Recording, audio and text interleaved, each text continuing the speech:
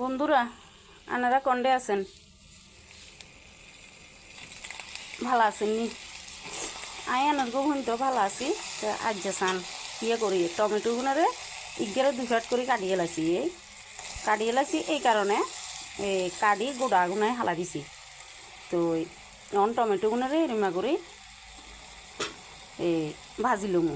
ভাজি বলতে তেল ছাড়া আর মানে শুকনা তাওয়ার ভিতরে এগুনারে ইয়ে করে লমু, টালি লমু। সেই লগে আই দিয়ে লাইছি পেঁয়াজ এখানে একটু গরম করে লই এলাম। তো এই লগে আই বেশি দিনও ইগে দুগার রসুনের কোষ দিছি। তো এখানে কেনা ভাজা হোক শুকনা খোলাতে। তো বাকি রান্নার করে দেখাম। তো বন্ধুরা চান আমি কিন্তু টমেটো গুণরে হুড়ি লই আইছি। দুইয়েন মাছ আসিল, মাছ এখানে একেবারে কাঁড়া বাছি এলাইছি। কাঁড়া বাছি মাছ এখানে লই এলাইছি। তো এখানে দি চান মরিচ এগুলো তেলেতে বাজি এলাইছি। আর রসুন এগুলো লইছি দিয়ে এগুলোরে গরম গরম টিপি এলাম। কারণ হচ্ছে রসুন ঠান্ডা হলে শক্ত হয়ে যাবে গই। রসুন নামাই মাত্র গরম গরম থেতা করে এলন লাগে। তো অন এবার আছে না আমি বেগেনারে মাখি এলাম। কাটা এখানে সরাই এলাইছি, এখানেরও মাখি এলাম।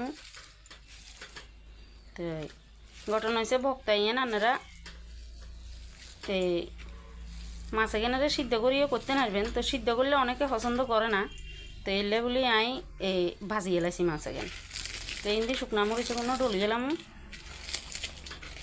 ঘটনা হয়েছে বক্তা আর ডেলি মাথাইতে গুড়ে ঝাল ঝাল বক্তা একখান কি দিবে নামু। তো ঝাল ঝাল বক্তা একখান ন বানাইলে আই খানাইতে মজা হয় না। তো আবু মরিচ এগুলিতে কি কটকট গিয়া।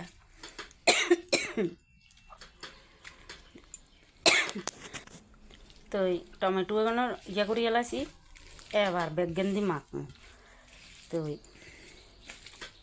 বন্ধুরা আপনারা এনে করে খাইছেন, দেখবেন কি হওয়াদ। খালি করতে নারবেন। তো বানাই খাই আর কমেন্টে জানাবেন। ভক্তা তো রেডি, কনে কনে খাইবেন। দুপুরকে নিমন্ত্রণ চলিয়েন। তো আজকের দিনের লাই টাটা বন্ধুরা।